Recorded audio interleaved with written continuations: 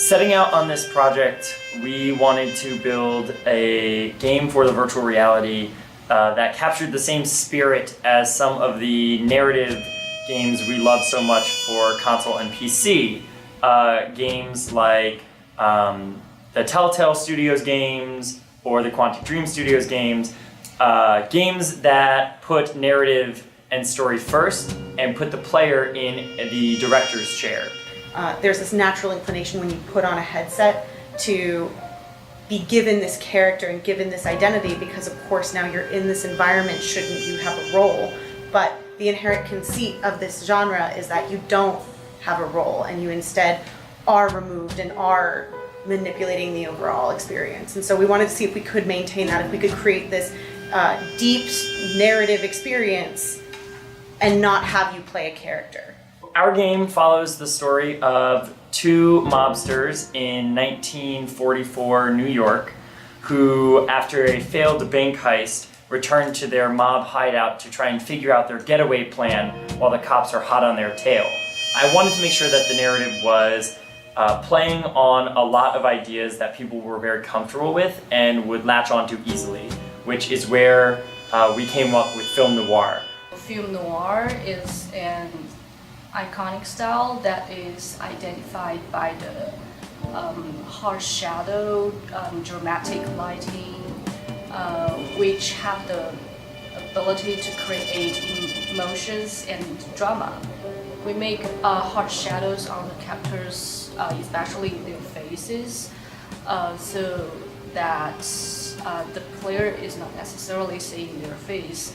It creates the atmosphere and the feeling of emotions through the lighting and shadows on their face. Since we chose the film noir style, which is basically black and white, so all the environment objects will be black and white, except for those interactable objects. So they are made into bright blue, so they will stand out. So that players will know which objects to interact with. For example, we have a gun, so the player can choose to set it loaded or unloaded. And we also have a phone line. The player can choose to cut the phone line or not. Based on the decision that the player makes, the story will branch.